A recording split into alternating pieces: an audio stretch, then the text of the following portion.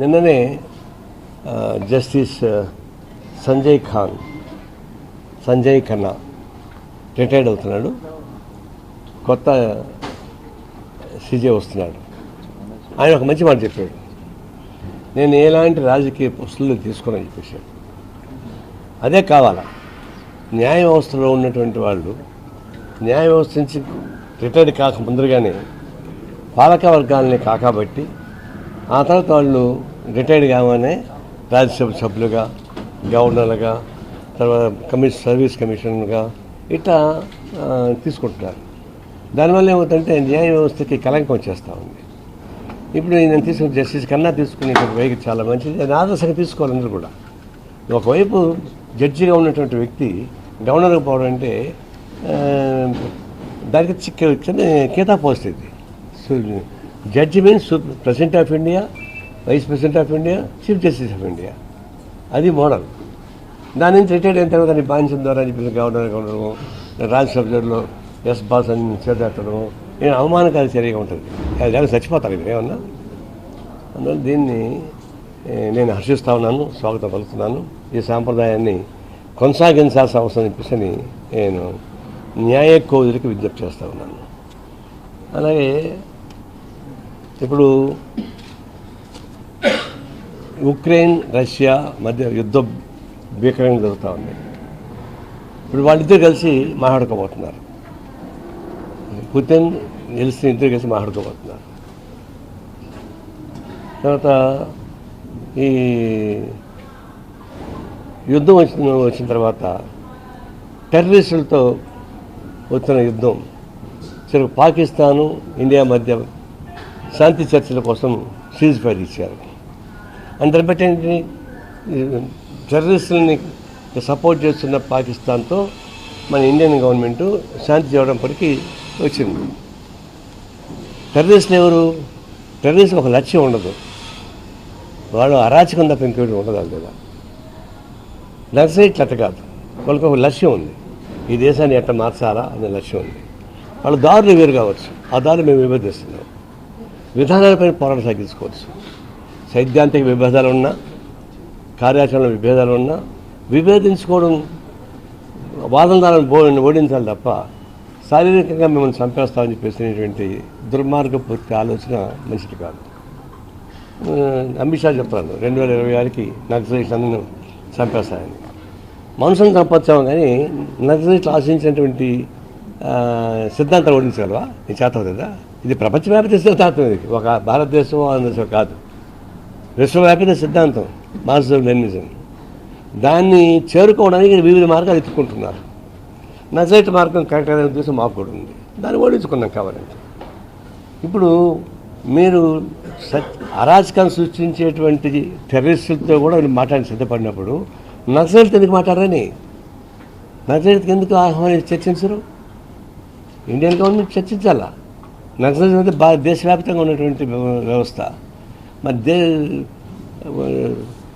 Home minister ఆయన స్వయంగా వీళ్ళని ఎంత చంపేస్తా అంటున్నాడు. చంపడం శారీరకంగా చంపచ్చేమో కానీ, ఎందుకంటే నువ్వు హోమ్ మినిస్టర్గా ఉన్నటువంటి అమిత్ షా ఆయన శిక్ష తప్పించుకోవడానికి జస్టిస్ లోయాతో సహా 12 మంది చంపించినవాడు ఆయన, మనకి ప్రైమ్ మినిస్టర్, హోమ్ మినిస్టర్. ఆ విధంగా నక్సలైట్లు చంపించాలని చూస్తున్నాడు. ఇది సాధ్యం కాదు. ఇప్పటికైనా మీరు పాకిస్తాన్ ఒడంబడిక టెర్రరిస్టులను ప్రోత్సహిస్తున్న పాకిస్తాన్తో మాట్లాడడానికి సిద్ధపడిన తర్వాత, సీజ్ ఫైర్ అంగీకరించిన తర్వాత నక్సలైట్తో మాట్లాడడానికి అభ్యంతరం ఉండాల్సిన పని లేదు. తక్షణం వాళ్ళతో కూడా చర్చలు సాగించాలి. చర్చలు సాగించడం ద్వారానే సమస్య పరిష్కారం చేసుకోవాలి తప్ప తుపాకీ ద్వారా ఇది పరిష్కారం కాదు. అందువల్ల ఈ నేపథ్యంలో ఉత్తర దక్షిణ ధృవాలతో కలిసి మాట్లాడుకుంటున్నప్పుడు మరి నక్సలైట్తో కలిసి మాట్లాడడానికి పెద్ద నష్టమే ఉంది. వాళ్ళని చర్చలకు ఆహ్వానించాలని, కేంద్ర హోమ్ మినిస్టరే ఆహ్వానించాలని, తద్వారా దేశంలో ఉన్నటువంటి ఈ సైద్ధాంతిక విభేదాలతో తొలగించుకోవచ్చు తప్ప శారీరకంగా తొలగించడం సాధ్యం కాదు. అది దీని మీద కేంద్ర ప్రభుత్వం పునఃపరిశీలన చేయమని చెప్పేసి మేము కోరుతా ఉన్నాము. దాంతోపాటు ఒక బీజేపీ ఎంపీ కర్నల్ సోఫియా అని చాలా హేళనగా మాట్లాడాడు. కర్నల్ సోఫియా ఎవరు? యుద్ధ భూమిలో నుంచి హీరోయిన్గా తయారైంది. ఆమె అందరూ సాగిస్తుంటే బీజేపీ ఎంపీ వాడు పనికి వాళ్ళవాడు ఎంపీ ఉంటాడు, బీహార్ ఎవడోడు, తను హేళనగా మాట్లాడుతున్నాడు. వాడు జాతికి క్షమాపణ చెప్పాలి. బీజేపీ తక్షణం వాళ్ళు సస్పెండ్ చేయాలి, వాళ్ళ పార్టీ నుంచి సస్పెండ్ చేయకుండా పోతే ఈ జరుగుతున్నటువంటి టెర్రరిస్ట్ జరిగిన యుద్ధానికి హీరోలుగా ఉన్న వాళ్ళని అవమానపరిచేది కాదా? అది ఇంకోటి ఏంటంటే జరుగుతుందని మనం చూసేది, ఆ రోజు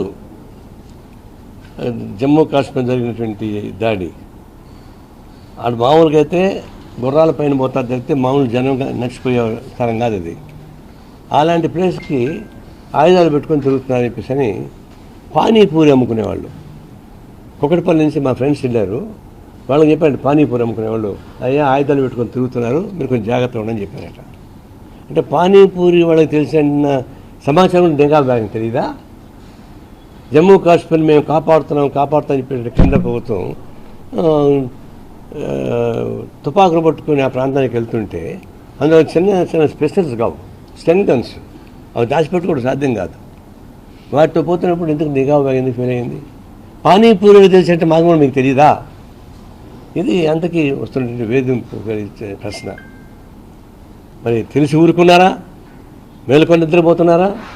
నిద్రపోయడం లేపడం సులభం, మేలుకొని నిద్రపోయడం కష్టం, సాధ్యం కాదు. అందులో మేము మేలుకొని నిద్రపోతున్నాం నాకు అనుమానం. ఘటన జరిగిపోయింది. జరిగిపోయిన తర్వాత ఏమైంది? అసలు మొట్టమొదటి నుంచి కూడా మనం అమెరికా మధ్యత్వాన్ని కానీ మూడవ మధ్యత్వాన్ని మనం ఒప్పుకోం.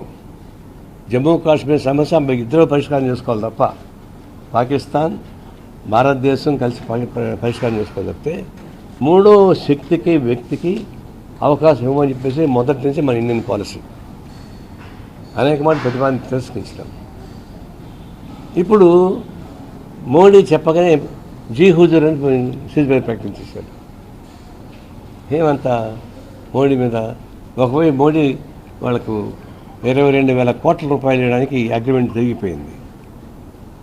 అది ఇచ్చేట ముందర శాంతి ఒప్పుకోరా ఆయన, లేకపోతే ఇస్తే బాగుంది అనిపిస్తుంది ఒక మాట పాకిస్తాన్ చెప్పించి శాంతి ఒప్పించుకున్నాడు. ఆ డబ్బులు వాడికి దగ్గర ఇస్తాడు. అంటే ఆయుధాల డబ్బులు వాడికి ఇస్తాడు. మోడీ ఘటన చూసి నెగురుతుంటాడు ట్రంప్, ఈయన ఉత్సాహపడుతుంటాడు, యుద్ధం జరుగుతూ ఉంటాడు. నేను చిత్తశుద్ధి ఎక్కడ ఉంది? అందులో కండిషన్ పెట్టాలంటే ఒకటే పెట్టాలి. ఇప్పుడు మన మీద దాడి చేసినటువంటి టెర్రరిస్టులు ప్లాన్ చేసిన వాళ్ళు 3 ఉన్నారు. వాళ్ళని తీసుకుని అప్పగించమని చెప్పండి. ఇప్పుడు 15 రోజుల క్రితం అమెరికా నుంచి ఒక టెర్రరిస్ట్ని తీసుకుని వదిలిపెట్టారు, అప్పగించారు మనకు. బాంబేలో తాజ్మహల్ హోటల్ పైన దాడి చేసినటువంటి కీలక సూత్రధారిని ఒకరిని తీసుకొచ్చారు. ఎక్కడ తీసుకొచ్చారు? మరి ఇప్పుడు వీళ్ళెందుకు తీసుకురాకూడదు? మా మీద దాడి చేసిన ప్లాన్ చేసిన వాళ్ళు 3 ఉన్నారు.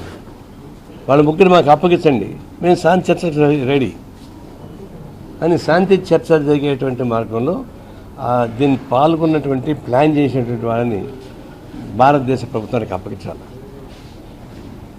ఇప్పుడు పిఓకే మన పాక్ ఆక్రమిత ప్రాంతం ఉంది, ఇది ఎప్పుడైనా రావాల్సిందే. దానికి మనకు వచ్చేది చేసుకోవాల్సింది చర్చించి. ఈ నిబంధన లేకుండా మేము ఒప్పుకుంటాం శాంతికి, మేము ఒప్పుకున్నాం శాంతి అంటే మేము చెప్పింది అదే కదా.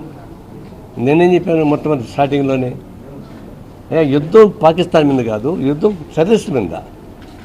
టెర్రరిస్టులను అంతం చేసేంత వరకు నిద్రపోకూడదు, దాని మీద మనం ఫైట్ చేయాల్సిందే. అంటే టెర్రరిస్టులని అడ్డం పెట్టుకుని పాకిస్తాన్ మీద యుద్ధం చేస్తే జనం మీద యుద్ధం అవుతుంది. దానివల్ల ఏమవుతుంది? పాకిస్తాన్ గవర్నమెంట్ తప్పనిసరిగా టెర్రరిస్టులను సపోర్ట్ చేస్తుంది, ఇంకా బలం పెంచుతుంది. అంటే టెర్రరిస్టులను బలం పెంచేటువంటి ఏ పద్ధతి చేయకూడదు. టెర్రరిస్టులను బలహీనపరచడానికి ఉపయోగపడే అన్ని ఎత్తుగడ వేయాల్సిందే. లాడన్ ఎక్కడ చంపారండి అమెరికా వాళ్ళు? లాడన్ చంపేవాడు ఎక్కడ షెల్టర్ తీసుకున్నాడు? పాకిస్తాన్ షెల్టర్ తీసుకున్నాడు. కానీ పాకిస్తాన్ యుద్ధం చేయలే. లాడన్ ఎత్తికి కోర్టు చంపేశారు. యుద్ధం చేస్తే అట్లా చేయించండి, వాళ్ళని ఎత్తి పట్టుకోవడానికి మీకు చాలు కాకపోతే. అంతేగాని టెర్రరిస్టుల మీద యుద్ధం, దేశాల మీద యుద్ధం తేడా ఉంది. దాన్ని మేము చెప్తే అంతా నా పైన పడ్డారు. నారాయణ పాకిస్తాన్కి పంపించేసేయండి, ఈ దేశద్రోహి వీడు అని. అదే 1925లో మేము పుట్టాము కమ్యూనిస్ట్ పార్టీ. 1925లో ఆర్ఎస్ఎస్ పుట్టిందయ్యా.